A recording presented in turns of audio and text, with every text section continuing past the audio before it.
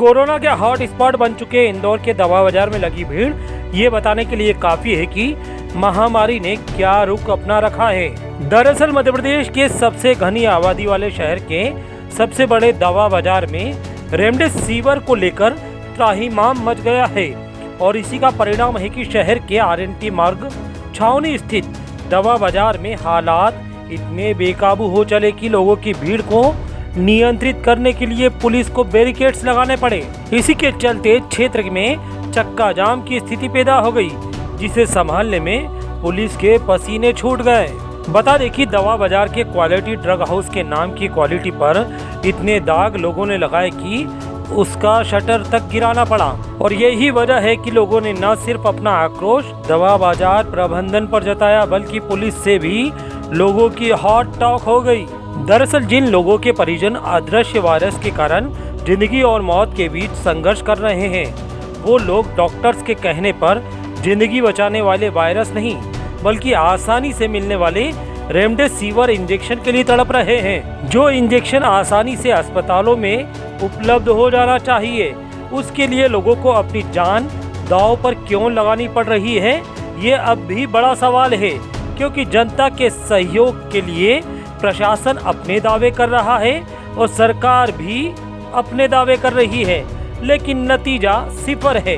इंदौर के दवा बाजार में लगी भीड़ ने यह एहसास करा दिया है कि कोरोना की दूसरी लहर पहली लहर के मुकाबले कितनी खतरनाक है। पीड़ितों के परिजनों की माने तो जब सरकार के नेता और प्रशासन के अधिकारी को वाही लूटनी होती है तो वो आगे आते हैं, लेकिन वास्तविक हालात खराब होते हैं तो उनके पास किसी के लिए वक्त नहीं होता है। कितनी बड़ी अमानविकता इंदौर के कलेक्टर साहब का, सांसद महोदय का, किसी का कोई रिप्लाई नहीं आया। हाँ, जहाँ पे राजनीति होती है, जहाँ पे अपनी चमक दमक बढ़ानी होती है, वहाँ पे तो सब लोग आ जाते हैं अपनी चमक दमक बढ़ाने। अब जब यहाँ पे सबको वास्तव में आवश्यकता है, सब लोग शांतिपूर्ण बातें कर रहे हैं और अपनी बात को रख रहे हैं, लेकिन अभी तक भी किसी भी जिम्मेदार अधिकारी का कोई बयान नहीं आया। वही कई लोगों की माने तो 50,000 रुपए रोज का बिल उनका अस्पताल में बन रहा है और डॉक्टर डिमांड कर रहे हैं कि इंजेक्शन लाओ। ऐसे में वो क्या करें? अब भैया इंजेक्शन नहीं होगा तो क्या करेंगे? 50,000 रोज का बिल बन रहा है, वो डॉक्टर कहता है इंजेक्शन लाओ और यहाँ पे हम 5 बजे के खड़े हैं सुबह के। रात को क्यों बोला कि सुबह मिलेगा यहाँ आ जाओ, या तो उनको रात को बोलना नहीं था? हम बीमार हो जाएंगे तो घर वालों को कौन देखेगा उनको? परिजनों की माने तो वो सुबह 5 बजे से लाइन में लगे हैं और ड्रग हाउस द्वारा फालतू में कूपन बांटकर झूठा दिलासा दिया गया है। ऐसे में कुछ समझ नहीं आ रहा है। हाँ सर, टोकन देके संतुष्टि कर दी, कल टोकन देके भगा दिया और आज तो आज बोल रहे कि दुकान ही नहीं खुलेगी। टोकन दे दिया फिर भी नहीं दे रहे। परिजनों ने ये भी बताया कि दवा बेचने वालों ने सुबह का वादा किया था, लेकिन अब हम बीमार हो जाएंगे तो हमारे परिजनों को कौन देखेगा।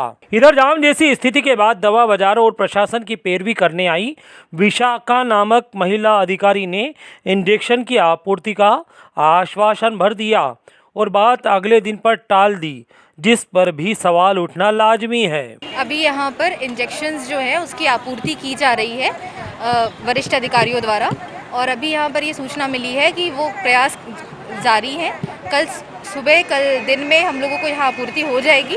आज भी प्रयास जारी है, जैसे ही आपूर्ति होगी हम यहाँ शुरू करवा देंगे। अब सवाल ये भी उठ रहा है कि प्रदेश की सबसे बड़ी औद्योगिक नगरी इंदौर, जहाँ की टैक्स रूपी आय से प्रदेश में कोई भी सरकार चलती है, उसके ये हाल है तो प्रदेश की स्थिति क्या होगी इसका अंदाजा आप आसानी से लगा सकते हैं।